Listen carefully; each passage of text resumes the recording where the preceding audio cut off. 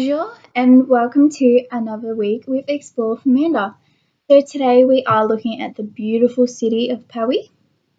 So Paris is France's capital and it happens to be the most populated city. So there's roughly 12 million people living there, which equates to about 18.2% of France's total population.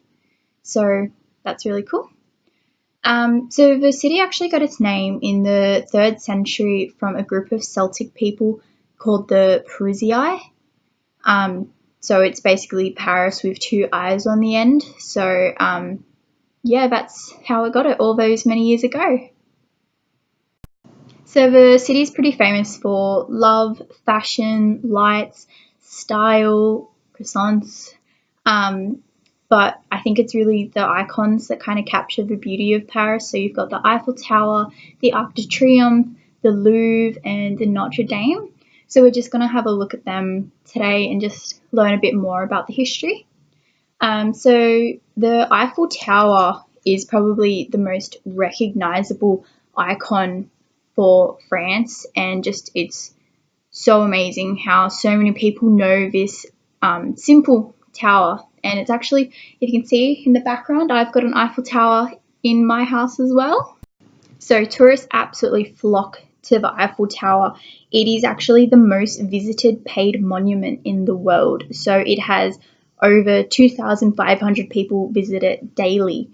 So that is just crazy. There are a lot of stairs. There's 1,665 stairs to get to the top. So could you imagine doing that every day? You'd be incredibly fit. And there are cafes as well on the tower, so it's not just a simple tourist attraction. You can sit, have a spot of lunch, do a bit of exercise.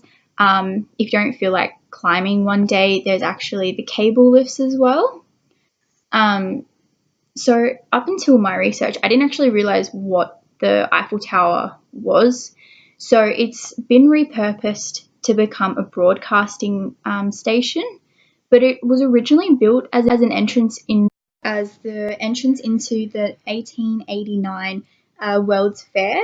So it was really awesome. It actually only took them 2 years to build, so between 1887 and 1889. So it's really impressive that such a huge structure was actually built in such a short time. So go Paris for that. It was actually heavily criticised when it was first built by the top artists and intellectuals in Paris. They just thought that it was ridiculous and wouldn't work and that it wasn't worthy to be built. So I feel like they'd feel pretty silly now, considering that it's such a global icon. It has made so much money for Paris, and it's just become such an amazing, recognizable thing that it wouldn't feel like Paris if that Eiffel Tower wasn't there. So good on the people who stuck with the idea and pushed through despite all the criticism. In fact, during World War II, when Hitler came to visit France, they actually cut the lines of a cable cart so that if he wanted to reach the top, he had to climb all those stairs, remembering that there's over 1,000. So the French just didn't want to give him that easy option. If he wanted to get to the top, he had to work for it. And I mean, it was Hitler, so why not make him work? And did you know that the Eiffel Tower is actually married? Yes, you did hear me right. It was married in a ceremony in 2007, which gained a lot of publicity for the tower. So the lady's name is now Erika Le Tour Eiffel. She changed her last name out of respect for her partner. So that was, the tower was taken. Sorry, everyone. The Arc de Triomphe is also another famous icon in the city. So it actually honours those who fought and died in some of France's wars, including the French Revolution and the Neapolitan Wars. So they have their names inscribed on the inner and outer surfaces of the arch. So that's really amazing that there's something so meaningful in the city. And there's a lot of detail and art to the arch as well. So it just adds that whole effect and really creates something that the city can be proud of. So it's built in a neoclassicalism style and it took over 30 years to build. So in comparison to the Eiffel Tower, that's actually a really long time. And it was finished in July of 1837. So even that is an incredibly old icon for France as well. And it's 50 meters high. The Notre Dame is again another beautiful icon that is in Paris. So it's a Catholic cathedral that is a French Gothic style. So it's considered to be one of the most beautiful churches in the world, and it's also among one of the largest as well. And the Notre Dame of Paris actually means Our Lady of Paris, so it is a tribute to the city that it's in, which I think is really lovely.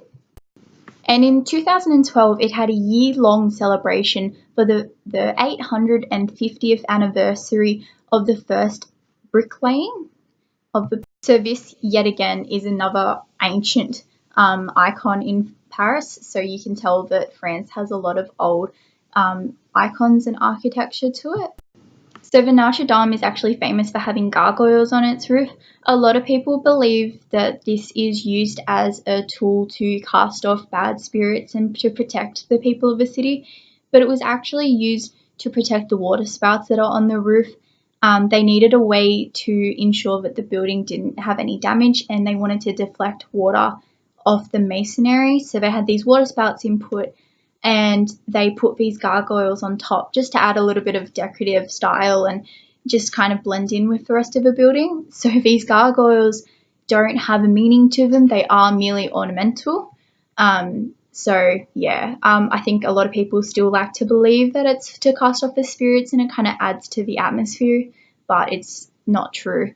And now for the Louvre, the most amazing, famous art museum in the world, in my opinion. It is home to some of the most extraordinary art pieces, ranging from prehistory right up until the 21st century. So it has something for everything. And it's really famous because of the shape of it. It's got that triangular prism shape going on. So it's really recognizable compared to a lot of other museums. So there's nearly 35,000 pieces in the museum itself. So there really is a lot from all those different. But despite this, and despite it being so famous, it's actually the second most visited museum in the world, falling short just behind China's Palace Museum. So I found that really interesting because I've heard a lot more about the Louvre than what I have about China's museum. But this doesn't take away from the Louvre's amazing reputation or anything like that. It just proves that different art worlds and different things can influence something. So when the museum was opened in the 10th of August in 1793, it was home to 537 paintings, which mostly had a background of royal nature and were also a lot of confiscated church items. So it's come a very long way since then. And again, this is also a really old piece of architecture. It was originally built as a fortress back in the late 12th century under the rule of Philip II. So parts of this can actually still be seen in the basement of the Louvre now. So that's really interesting that it didn't start as a museum, but that's what it's now famous for. And just a random interesting fact, Paris is home to the second busiest airport in Europe. So it's the Charles de Gaulle. It falls behind London's Heathrow Airport. So as you can tell, France has a lot of things that come in second, despite the reputation of it all. So I feel quite bad for France. Now for the Tiffany stores that are in Paris. So there's actually 4. There are 2 little mini boutiques and 2 main stores. So one of them, please forgive me if my pronunciation is wrong, Champs-Élysées and Rue de la Paix. So you actually have a lot of choice in the city, so I'm sure that you will be able to get a little blue box somewhere. So this actually concludes my Paris video. I hope you enjoyed it. I hope you don't mind my pronunciation of some things. I know that through my research I learned a lot, so I hope there was something that you didn't know. Don't forget to let me know what you thought about this week's structure. This one was just me kind of talking at you, not really having this quiz structure like I had in my previous video. I'm also hoping that my editing will be a little bit better. Don't forget that if you have any suggestions for editing apps, please let me know. I don't own an Apple Mac. I have a PC, so I don't know if that changes things or anything like that. So yeah, thank you very much. I will be back next week. I haven't decided on a place I let you choose this week on my Instagram. I might do the same thing. So if you have a place that you would really like to see, don't forget to let me know. So don't forget to subscribe to my channel and follow my Instagram, both named Explore with Amanda. Thank you very much. See you later.